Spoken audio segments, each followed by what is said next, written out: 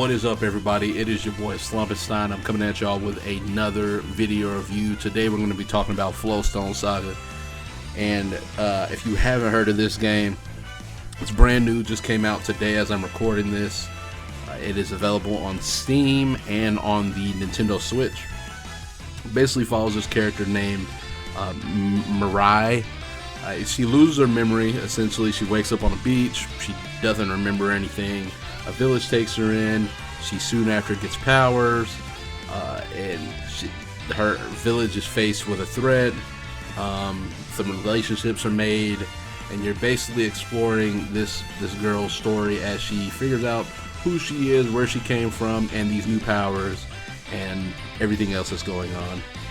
That's just a brief overview. I don't want to get too deep into the story and everything, but that's what the game is about.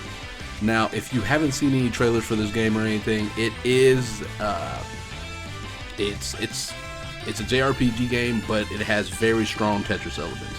All of the battles are Tetris. All of the puzzles are Tetris. So if you absolutely cannot stand playing Tetris, or you cannot stand the idea of Tetris, this game probably is not for you. I'm gonna keep it a buck. But if you are okay with Tetris, it's alright, you know, you're kind of into it, kind of not, I would still try it out, because it does find different ways to keep that aspect of it fresh. I think the puzzles are really cool, the way that you have to kind of solve them. I feel like the battles are pretty cool, but I really love Tetris. They do introduce like abilities, fire, ice abilities, so on and so forth. As you level up, you have different perks that you can unlock, it that'll give you certain buffs. There's different items, just like in the other traditional JRPG. But with all that being said, let's start off with some of the negatives. I really think that this game would benefit from a mini map, something like that. It's not really a big gripe. It's just something that I wish was just in every single game that I play. But other than that, the battles, some of the battle systems, like you collect these frogs throughout the game, and they each do give you different abilities and different pieces while you're playing in the battles and doing your Tetris thing. I don't feel like there's much of a need to switch. It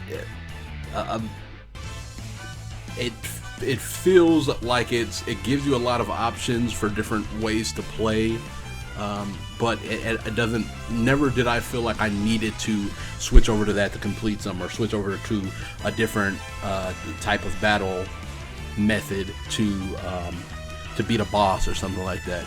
So I feel like the mark was missed a little bit in that aspect. But other than that, the music in the game is really awesome. But I will tell you, it does get repetitive.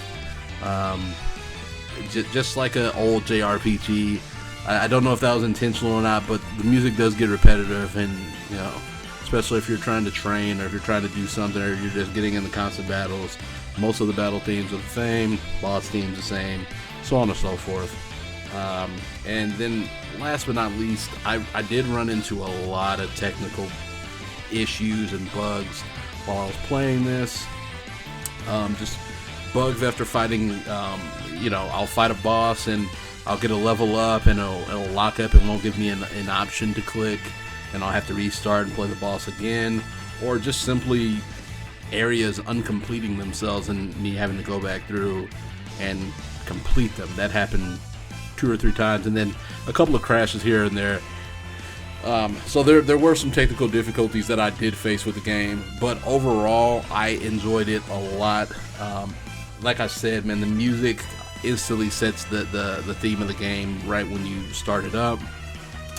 The story is really good, and it's very well written, and you can tell that the developers, I don't know how big their team is, but you could tell that the developer put a lot of time and care into it. I think they said the development cycle was like 5 years, so that just goes to show you that, you know, they didn't rush this product out, and that there was a lot of love and care that was put into it.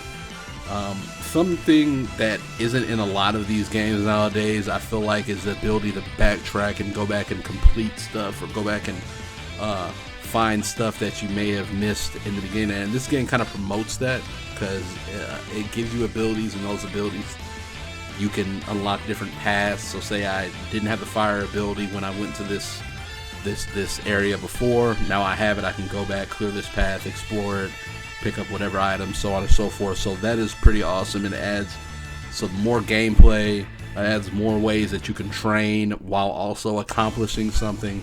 So that is something that is really important for me personally in a JRPG. Just so it doesn't feel like I'm just doing just redundant tasks or redundant battles over and over again. And I know at the beginning I said that, if you absolutely hate Tetris, you probably are not going to be the biggest fan of this game. I still stand on that, but I feel like the way that they introduced Tetris into the JRPG genre was perfect. I love the battles. The battles feel good. They're nice and quick, fast. You have your abilities that you can use, and then you have your flask, is what they call it, which is basically like your item bag that you can use items from. It's not too simple, and it's not overcomplicated to the point where you kind of lose sight of what you're doing within the battle. And that it feels amazing when you're in battles. And the sprite work. This is the first game that I've played by this particular developer, but I noticed that in their prior game they also had great sprite work in that too.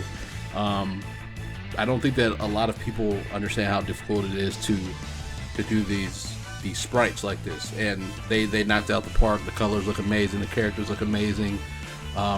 Each character has a really cool story that makes you want to know about them. Now I will say, sometimes obviously you're reading a lot of text in this game, just like any other old school JRPG that doesn't have voice acting. Some of the conversations can drone on a little bit, and sometimes you'll be reading text for, it feels like, 10 or 15 minutes. Well, with that being said, like I said before, the story is really awesome. Characters are very well written. I can almost guarantee that you'll come out of this with a few characters that you're wanting to interact with.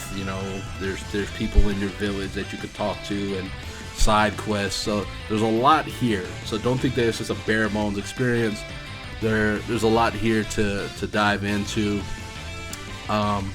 Overall, I would give this game probably I'd give it an 8. If I had to give it a number, it'd probably be between 7.5 or 8. Probably lean towards an 8. It could have been a 9 for me, but I started to run into a lot of technical issues, and that really kind of killed my enjoyment for it in some spots. But I was able to continue to progress through and still enjoyed it all the way through. So I definitely recommend this game for anybody that's looking for a JRPG to pick up, or something that is different, because that's one thing that this game hits on, is that it's different. And like I said, you like JRPGs, you like Tetris, check this out for sure. I'm not sure how much it costs, but I will put a link to the Steam store and the link to buy it on the Nintendo store, I'm assuming, for the Switch. If you have any other questions about the game, anything else that you want to know, let me know down in the comments below. And as always, hit that subscribe button and hit the notification bell so you can get notified whenever I put up new content. And with that, man, I'ma holla at y'all later.